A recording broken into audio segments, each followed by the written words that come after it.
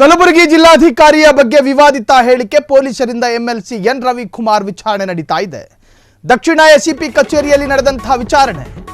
ಕಲಬುರಗಿ ದಕ್ಷಿಣ ACP ಕಚೇರಿಯ ಎದುರು ಬಿಗಿ ಭದ್ರತೆ.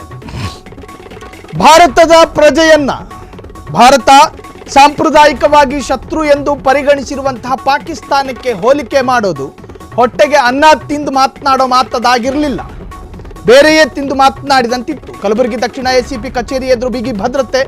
ಪೊಲೀಸರ ವಿರುದ್ಧ ಬಿಜೆಪಿ ಮುಖಂಡರ ಆಕ್ರೋಶಗಳು ವ್ಯಕ್ತವಾಗಿದೆ. ಇಷ್ಟೊಂದು ಪೊಲೀಸ್ ಸಿಬ್ಬಂದಿ ನಿಯೋಜನೆ ಏಕೆ ಮಾಡಿದ್ದೀರಿ? ರವಿಕುಮಾರ್ ಏನು ದೇಶದ್ರೋಹಿ ಹೇಳಿಕೆ ನೀಡಿದ್ದಾರಾ? ನಾಡದ್ರೋಹಿ, ದೇಶದ್ರೋಹಿ ಹೇಳಿಕೆ ಅಲ್ಲದಲೇ ಇದ್ರು ನಾಡದ್ರೋಹಿದ ಹೇಳಿಕೆ ಅದು. ದೇಶದ್ರೋಹಿ ಹೇಳಿಕೆ ನೀಡಿದವರಿಗೆ ಏನು ಮಾಡಲ್ಲ. ಸಿಟಿ ರವಿಗೆ ಸುತ್ತಿಸಿದಂತೆ ಸುತ್ತಿಸಬೇಕು ಅಂದುಕೊಂಡಿದ್ದೀರಾ? ರೆಡಿಯಾಗಿ ಬಂದಿದ್ದೇವೆ, ನಾವು ನೋಡುತ್ತೇವೆ. ಅದು ಏನು ಈ ಸ್ವಿಮ್ಮಿಂಗ್ ಪೂಲ್ ಹತ್ರ ಈಜಾಡಕ್ಕೆ ಬಂದವರಂಗೆ. ಮಾಜಿ ಶಾಸಕ ರಾಜ್ಕುಮಾರ್ ಪಾಟೀಲ್ ಆಕ್ರೋಶವನ್ನ ವ್ಯಕ್ತಪಡಿಸಿದ್ದಾರೆ. ರವಿಕುಮಾರ್ ಕನ್ನಡದ ಪರ ಗಟ್ಟಿ ಧ್ವನಿಯಾಗಿ ನಿಂತ್ಕೊಂಡಿದ್ದಿದ್ರೆ ಫ್ರೀಡಂ ಟಿವಿ ಅವರ ಪರ ನಿಂತ್ಕತಾ ಇತ್ತು. ಆದರೆ ರವಿಕುಮಾರ್ ಹೇಳಿದ್ದೇನು?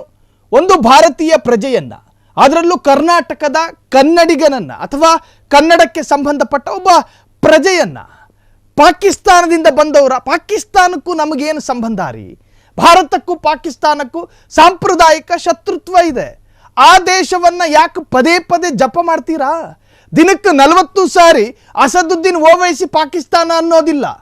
ರವಿಕುಮಾರ್ ಜೊತೆಗೆ ಬಿಜೆಪಿಯ ಕೆಲ ನಾಯಕರು ಪಾಕಿಸ್ತಾನ ಅದು ಯಾಕೆ ಅಷ್ಟು ಆಸಕ್ತಿ? ಆ ಶತ್ರು ರಾಷ್ಟ್ರವನ್ನ ಸಾಂಪ್ರದಾಯಿಕವಾಗಿ ಭಾರತ ಶತ್ರು ಎಂದು ಪರಿಗಣಿಸಿಕೊಂಡಿರಬೇಕಾದ್ರೆ ದೇಶ ಪ್ರೇಮಿಗಳು ಅಂತ ಕರೆಸಿಕೊಳ್ಳುವ ಬಿಜೆಪಿಯ ನಾಯಕನೊಬ್ಬ ನಾಡಿನ ಪ್ರಜೆಯನ್ನ ಪಾಕಿಸ್ತಾನಕ್ಕೆ ಹೋಲಿಕೆ ಮಾಡಿದ್ರೆ ಅದೆಷ್ಟು ಸರಿ? ಅದನ್ನೂ ಸಮರ್ಥನೆ ಮಾಡಿಕೊಂಡು ಎದೆ ಉಬ್ಬಿಸ್ಕೊಂಡು ಮುಂದೆ ಬರುವ ಬಿಜೆಪಿ ನಾಯಕರಿಗೆ ಏನಂತ ಕರಿಬೇಕು? ಸಿಟಿ ರವಿ ಅವರನ್ನ ಸುತ್ತಾಡಿಸಿಕೊಂಡು ಹೋದ ಹಾಗೆ ಇವರನ್ನು ಸುತ್ತಾಡಿಸುವಂತಹ ಪ್ರಯತ್ನನ ಇಷ್ಟೊಂದು ಪೊಲೀಸ್ ವ್ಯವಸ್ಥೆ ಯಾಕೆ? ಅಲ್ಲೇನಾದರೂ ಅಹಿತಕರ ಘಟನೆ ನಡೆದ್ರೆ ಪೊಲೀಸರನ್ನೇ ಅಲ್ಲಿ ನಿಯೋಜನೆ ಮಾಡಿರಲಿಲ್ಲ ಅಂತ ಹೇಳಿ ಹೇಳುವವರು ಇವರೇ. ಅಷ್ಟೊಂದು ಪೊಲೀಸ್ ಬಿಗಿ ಬಂದೋಬಸ್ತ್ ಏರ್ಪಡಿಸಿದಾಗ ಇಷ್ಟು ಪೊಲೀಸರು ಯಾಕೆ ಇವರೇನು ದೇಶದ್ರೋಹಿನ ಅಂತ ಕೇಳ್ತವ್ರೆ. ಇದಕ್ಕೆ ಏನು ಉತ್ತರ ಕೊಡಬೇಕು? ಪೊಲೀಸರ ವಿರುದ್ಧ ಬಿಜೆಪಿಯ ಮುಖಂಡ ಆಕ್ರೋಶವನ್ನು ವ್ಯಕ್ತಪಡಿಸಿರುವಂತಹದ್ದು. ಇಷ್ಟೊಂದು ಪೊಲೀಸ್ ಸಿಬ್ಬಂದಿ ನಿಯೋಜನೆ ಯಾಕೆ ಮಾಡಿದ್ದೀರಿ ಅಂತ ಪ್ರಶ್ನೆ. ಇನ್ನು ರವಿಕುಮಾರ್ ಏನು ದೇಶದ್ರೋಹಿಯ ಹೇಳಿಕೆ ನೀಡಿದ್ದಾರಾ? ಜನ ಮಾತನಾಡ್ತಾ ಇದ್ದಾರೆ. ಅವರ ಮಾತು ನಾಡದ್ರೋಹದ ಕೆಲಸವಾಗಿತ್ತು.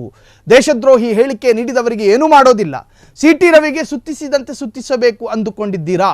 ರೆಡಿಯಾಗಿ ಬಂದಿದ್ದೇವೆ, ನಾವು ನೋಡುತ್ತೇವೆ. ಮಾಜಿ ಶಾಸಕ ರಾಜ್ಕುಮಾರ್ ಪಾಟೀಲ್ ಈ ಆಕ್ರೋಶವನ್ನ ವ್ಯಕ್ತಪಡಿಸಿದ್ದಾರೆ. ಕ್ಷಣ ಕ್ಷಣದ ಸುದ್ದಿಗಳಿಗಾಗಿ ಫ್ರೀಡಂ ಟಿವಿ ಸಬ್ಸ್ಕ್ರೈಬ್ ಮಾಡಿ, ಲೈಕ್ ಮಾಡಿ ಹಾಗೂ ಫಾಲೋ ಮಾಡಿ. ಹೊಸ ಸುದ್ದಿಗಳ ನೋಟಿಫಿಕೇಶನ್ಗಾಗಿ ಬೆಲ್ ಐಕಾನ್ ಮೇಲೆ ಕ್ಲಿಕ್ ಮಾಡಿ.